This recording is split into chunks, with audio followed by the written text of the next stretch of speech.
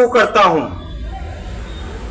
मैं आपको बता देना चाहता हूं कि ये हरियाणा का लाल अरविंद केजरीवाल जी का हरियाणा प्रदेश में तूफान उठा हुआ है।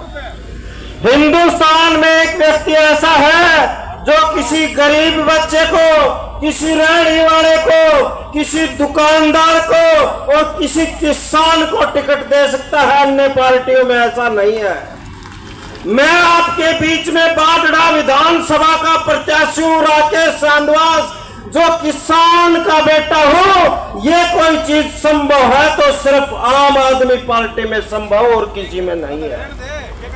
मैं आपसे निवेदन और प्रार्थना करने आया हूं, बाडड़ा की शक्ति हुई सीमा से एक एक कार्यकर्ता ये बड़ी जुबान के साथ कह रहा है कि बाडड़ा भिवानी की जो सीट है वो दादा वासुदेव शर्मा के झोली में और अरविंद केजरीवाल जी की ढोली में डल चुकी है। ये बाडड़ा के अंदर भी बच्चा बच्चा कह रहा है दादाजी।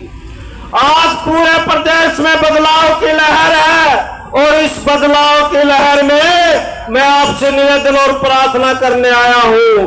जब भी विदेशों में पत्रिकाएं छपती है तो एक बात लिखी जाती है, हरियाणा के सिवानी के खेड़ा गांव में जन्मे दिल्ली के मुख्यमंत्री।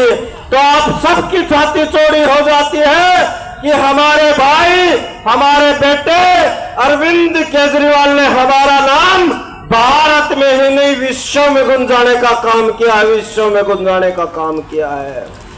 इन तालियों की गड़गड़ाहट से यह साफ जाहिर होगा, जहां तक मेरी आंखों की रोशनी जा रही है यह पंडाल लबालब भरा हुआ है और नई कुर्सियां नहीं साबित हो गई है। इस बात से मैं ये भी निवेदन करने आया हूं कि 5 तारीख को जो वोट पड़े, अपना एक एक कीमती वोट झाड़ू पर घेर के और यहां से इंदू शर्मा जी को जिताकर विधानसभा भेजे।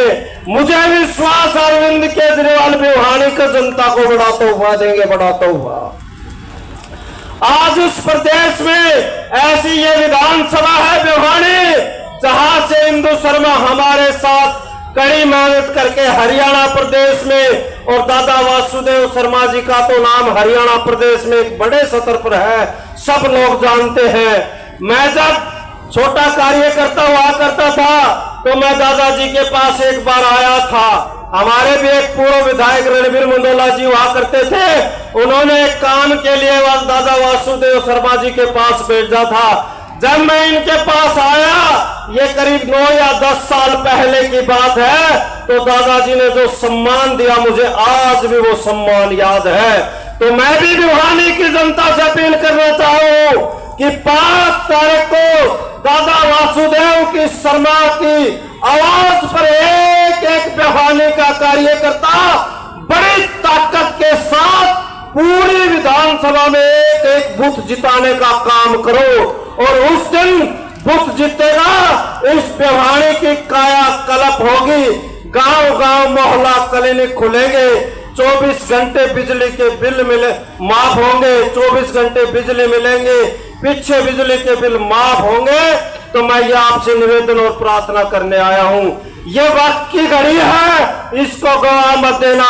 भाजपा और ये कांग्रेस के उम्मीदवार, संयुक्त उम्मीदवार जो यहां से चुनाव लड़ रहा है, मैंने अपने तौर पर पूरी तसल्ली की है कि भिवानी के अंदर बड़ी ताकत से आम आदमी पार्टी चुनाव जीत रही है, बड़ी ताकत से, और ये अंतर भी बड़ा अंतर होगा। मैं मानता हूं कि मेरी कांस्टिट्यूएंसी बाडड़ा में इसकी जोरों पर जो चर्चा है तो वो ये चर्चा है कि यहां हम 20,000 प्लस वोटों से चुनाव जीत रहे हैं, 20,000। और जब दूसरी कांस्टिट्यूएंसी में जब ये आवाज चालू हो जाए तो ये मान के चलो भिवानी के लोगों आपकी चौधर आ रही है, चौधर आ रही है। और ये चौधर ये अकेले विधानसभा चुनाव की नहीं है। जब अरविंद केजरीवाल जी देश के सिंहासन पर बैठेंगे और नरेंद्र मोदी को पटकेंगे तो ये जो मिनी काशी है भिवानी, ये सीएम सिटी के नाम से जानी जाएगी, सीएम सिटी के नाम से। तो मैं आप सबसे पुनः निवेदन करना चाहूंगा कि मेरी बहुत सी माताएं यहाँ बैठी हैं। माँ एक एक माता जी, झाड़ू दो काम आया है, झाड़ू दो चीज। एक तो सुबह सुबह हम घर में निकालते हैं और दूसरा झाड़ू काम आती है। जिसका दिमाग खराब हो उसको ठीक करने के लिए भी झाड़ू काम आती है। इसलिए 5 तारीख नहीं, बीजेपी कांग्रेस वालों को झाड़ू से साफ कर दो और एक तरफी भिवानी में झाड़ू जिता दो। आपका बहुत बहुत धन्यवाद। जय हिंद।